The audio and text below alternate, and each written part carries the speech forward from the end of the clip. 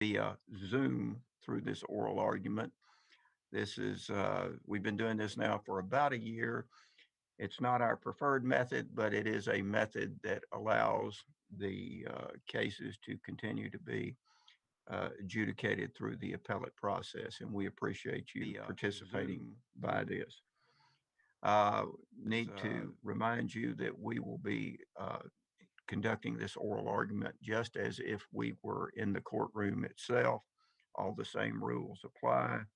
Each side will receive 15 minutes to make its oral argument, and if you're the appellant and you reserved rebuttal time with Mr. Hibner in advance, you'll receive that time as well. Want to, first of all, before we get too far into this, introduce your panel for today. Have Judge Arnold Golden from Memphis, Judge Thomas Skip Frierson from Morristown, and we're always pleased to have him join us in the West. He's not sure how to walk in the West because he's used to walking on the side of the mountain there. So, but he doesn't have to do that today. So, anyway, it's a pleasure to have you, Skip. Mr. Hibner, anything we need to take up before we get started? I know, Your Honor. All right, you may call the case then. Braylon W. et al. Versus Armie Walker, MD et al. All right, we will hear from the appellant. May it please the court. I'm Joe Bednarz Jr., and I'm here today on behalf of the plaintiff appellant, Braylon Woodruff. And if I could, I have, I guess, reserved 5 minutes for rebuttal. Yes, sir. It's a little strange doing it this way, but it makes things flow a little bit better. And Your Honors, this is a healthcare liability case involving a physician that has a contract with and is paid by a governmental entity. And the primary issue here is whether she meets the definition of governmental employee set forth in the Tennessee Governmental Tort Liability Act. If she doesn't meet that definition, she's not entitled to any of the protections set forth in the Act. The principles of law that apply today are well established. Because the GTLA is in derogation of the common law, the Act must be strictly construed. It's plaintiff's position that Dr.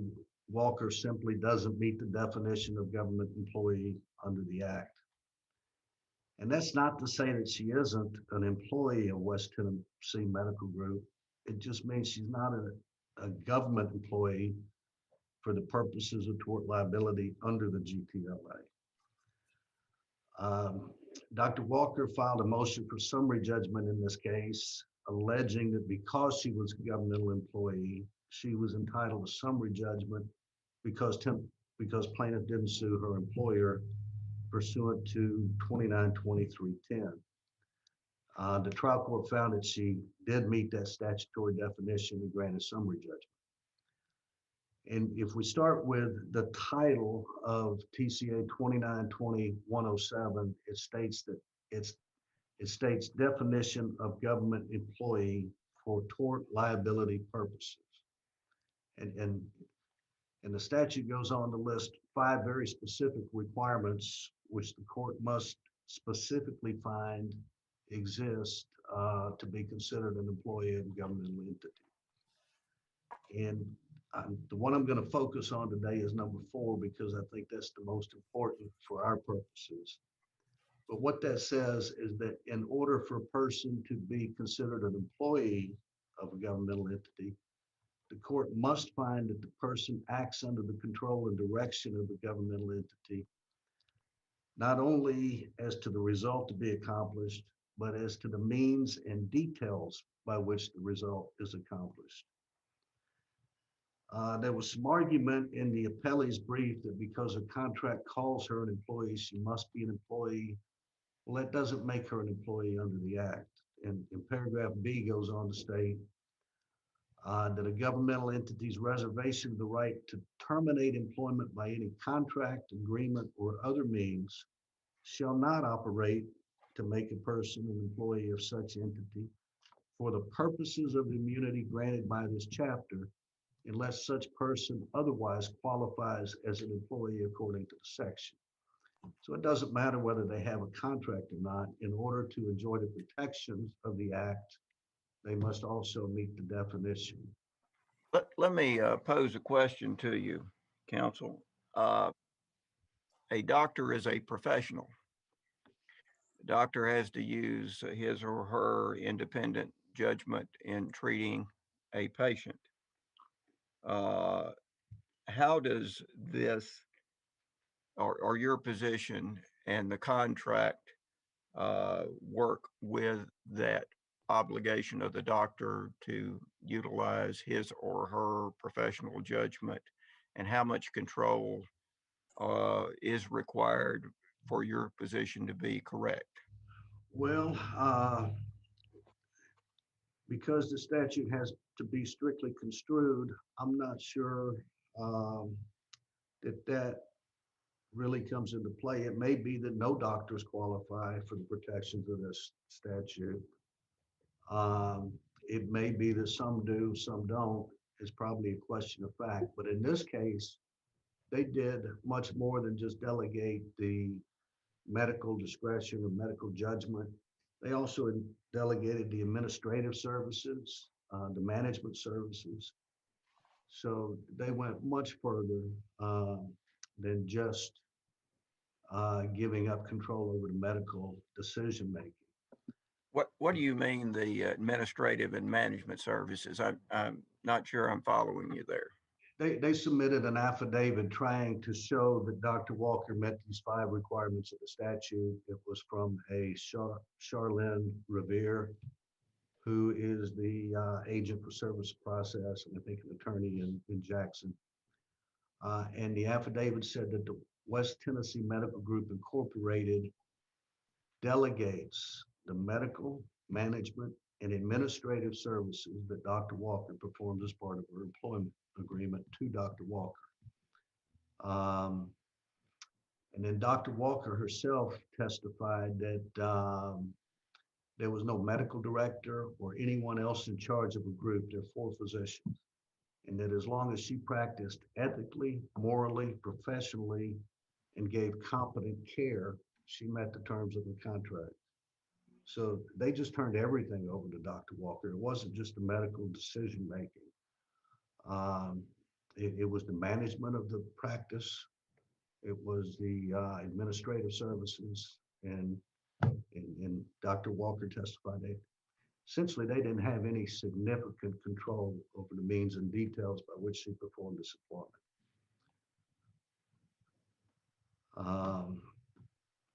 But their testimony certainly doesn't establish that the West Tennessee Medical Group was exercising any significant control over the means and details by which Dr. Walker performed her work.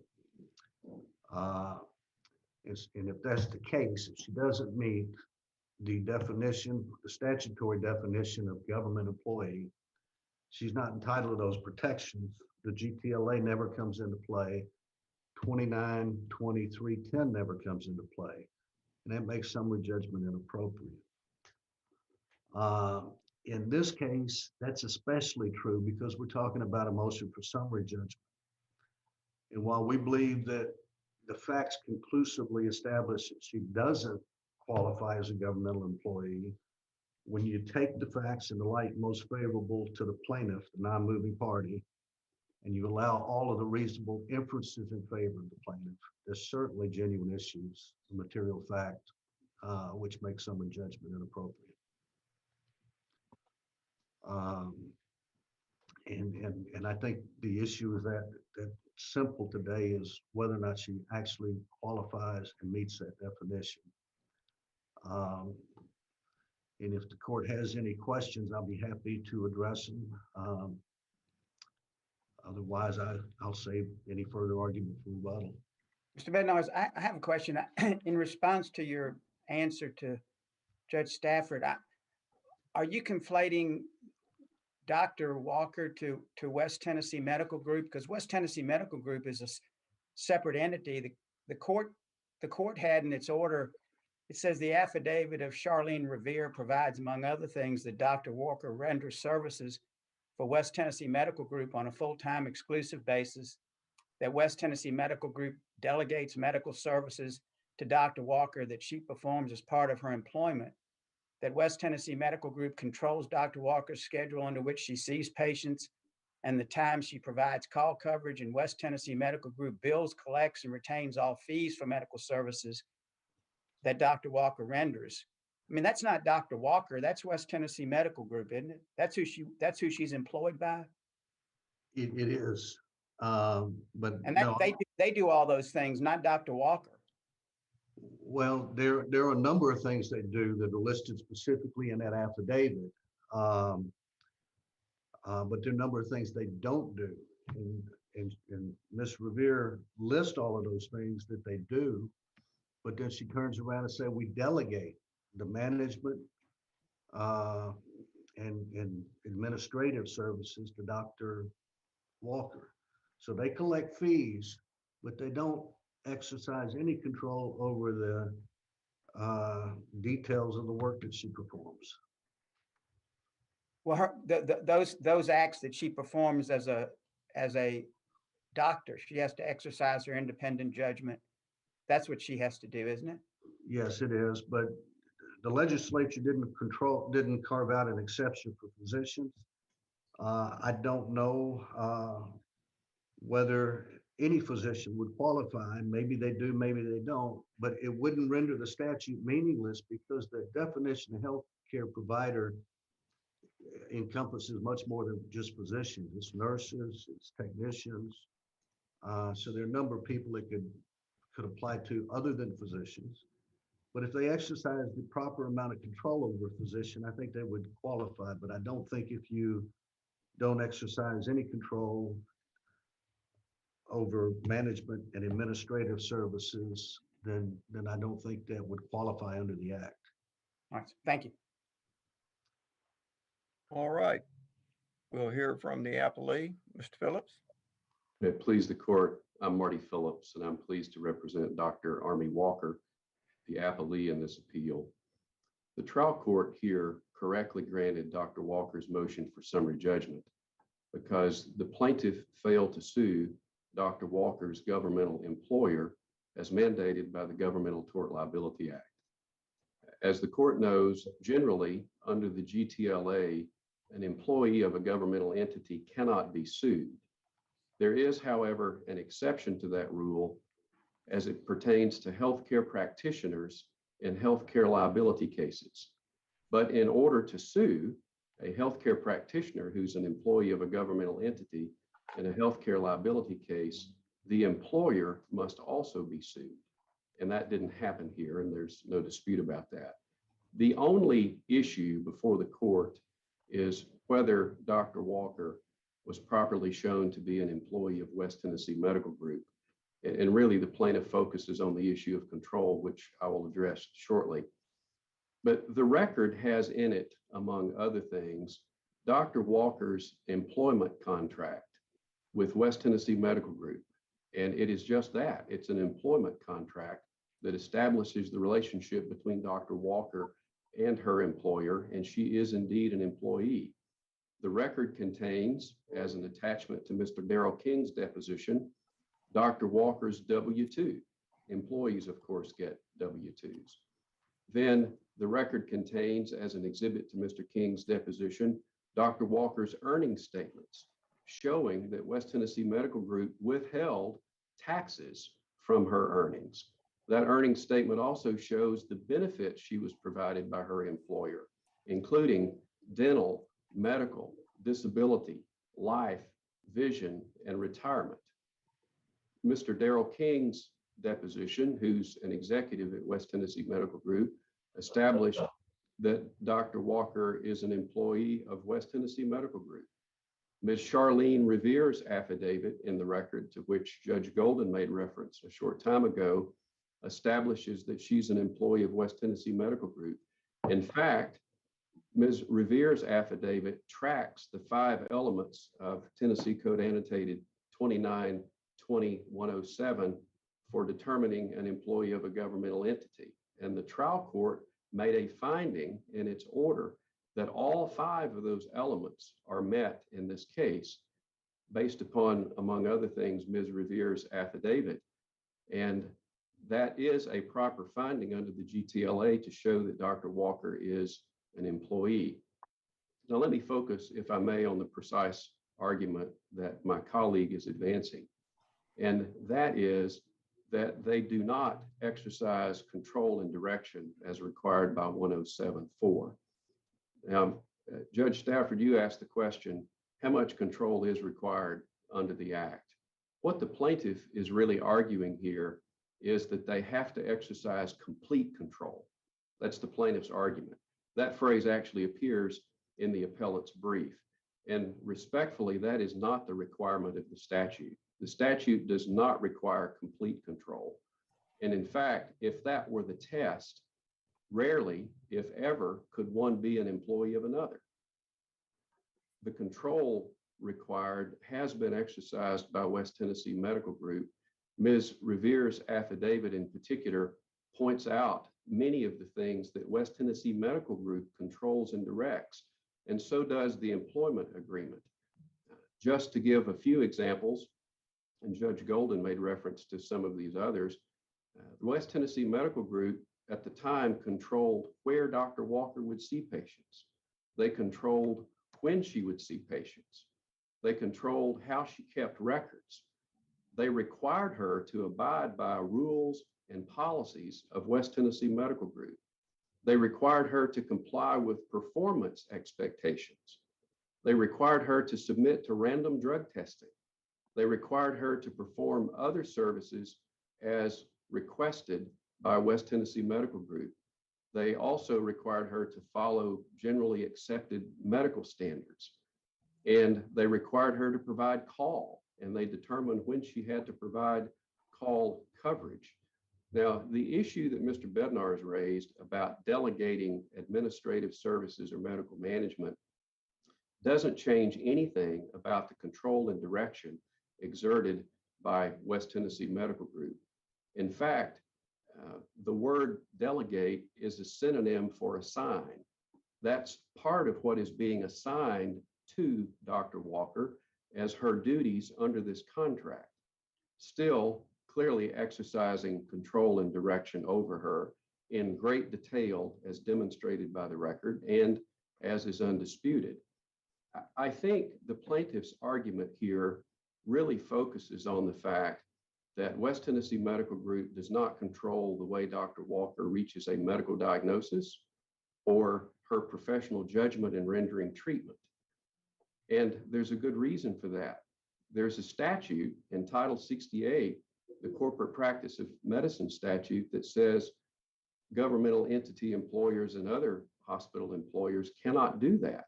So the law requires a provision allowing a physician to exercise her independent medical judgment to be in the contract.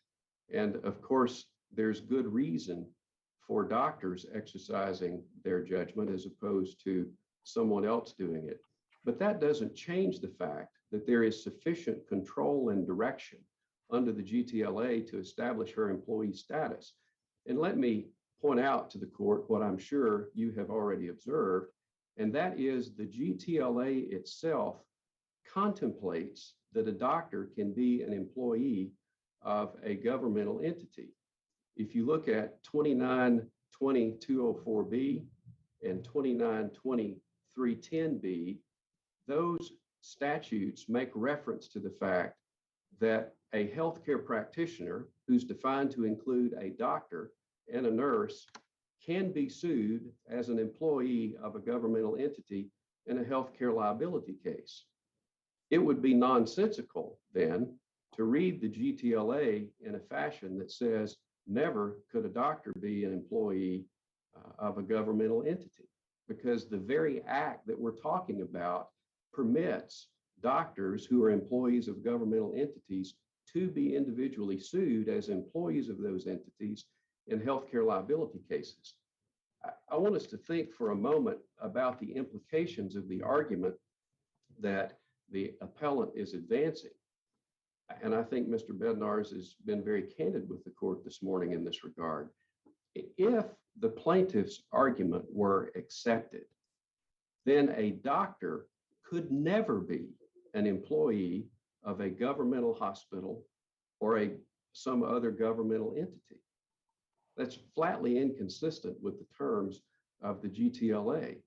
And the consequences of that would have an effect beyond the issue in this case, and probably a consequence that the plaintiff wouldn't intend the decision to have. If the plaintiff's argument were accepted that no doctor could be an employee of a governmental entity because the governmental entity can't control the professional judgment of the provider, that would mean that respondeat superior liability would be eliminated for all governmental hospitals and all governmental entities as it pertains to physicians. It probably would also mean that respondeat superior liability would be removed as it pertains to nurses as well, because nurses have to assess patients and provide independent nursing judgments. And such is an untenable position under Tennessee law. So the trial court correctly found that Dr. Walker was an employee of West Tennessee Medical Group. The plaintiff makes another point in her argument this morning, and there were a few references to Dr. Walker's deposition and her deposition testimony. So let me respond to that. Dr. Walker's deposition is not in the record before the court. So any reference to her deposition or reliance on her deposition would be improper. But even if the court considered what Dr. Walker said in her deposition, if you read the whole of her deposition, it clearly establishes that she's an employee of West Tennessee Medical Group. That's what her answer to the complaint said. She's an employee of West Tennessee Medical Group. And it doesn't at all change the testimony from Ms. Revere's affidavit. It doesn't at all change the testimony in Mr. Darrell King's deposition, which plaintiff took. And it doesn't at all change the detailed terms of the employment agreement that is in the record. So once it is determined that Dr. Walker is an employee of West Tennessee Medical Group, and the trial court did that, there is no other issue that need be resolved. Every other principle of law and every other fact is uncontested, making the conclusion inescapable. The plaintiff didn't sue West Tennessee Medical Group, Dr. Walker's employer. Therefore, under the GTLA, the plaintiff cannot sue Dr. Walker. That means that the trial court correctly granted summary judgment, and we would respectfully ask the court to affirm the judgment of the trial court. Any questions from Mr. Phillips? All right, seeing none, we will hear the reply from the appellant. Yes, Your Honor. The term complete control in our brief was a misstatement. That's not our position. If you look at the plain language of the statute, it says that the employer must control the means and details by which Dr. Walker performs her work, and they didn't do that. No one has a right to be an employee of a governmental entity, and that includes doctors. The legislature set out a very specific definition, and they have to meet that definition. Here, they didn't just delegate the medical decision-making, they delegated medical management and administrative services to Dr. Walker. Delegate means give up control to someone. So they gave up that control as to the means and details by which she performed her work. What are you specifically referring to? I'm curious about that. That's the definition. That's the affidavit of Charlene Revere. Right. But what are you saying they gave up the control to the doctor to determine? It says they delegate all medical, administrative, and management services to the doctor. Do you have a definition or an example of administrative or management that we could use? Not specifically, Your Honor, but physicians do much more than just see patients and make medical decisions. They supervise nurses. Um, they have a lot of other duties other than just exercising medical management. Uh, Here's where I'm struggling, counsel, and maybe you can help me. Uh, the appellee here has filed this motion for summary judgment and said attached these documents and has the testimony saying that the doctor is an employee and this is the benefits the doctor gets and this is the authority the doctor has. You're making a general statement in opposition to that, and I think at summary judgment stage you're required to come back with something a little bit more specific than that, and that's what I'm trying to ferret out here. I guess my argument, Your Honor, is that I think they have the obligation under the statute. The court has to specifically find that all five of those things exist. I don't think the affidavit of Charlene Revere's does that.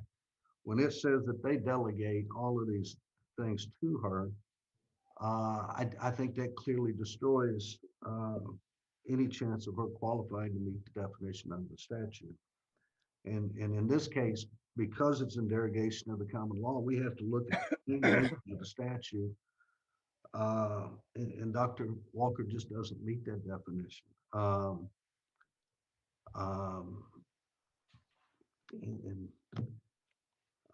I would fall back on Dr. Walker's deposition where she states, as long as she practices ethically, morally, and provides competent care, she's met her obligations under the contract. Mr. Phillips has stated that the deposition's not in the record. How can we consider that? I believe it is attached to my response to their motion for summary judgment. But I would have to double check that before I represented that to the court. All right, sir. Anything else? No, Your Honor, that's it. All right. Gentlemen, we certainly appreciate your argument. And again, we appreciate your participation in this Zoom oral argument. We're thankful to Mr. Hibner for all the work he does to make sure these things go as smoothly as they do, as well as the AOC staff. Hearing nothing further, Mr. Hibner, will you recess the court to the call of the next case, please? This honorable court is now in recess.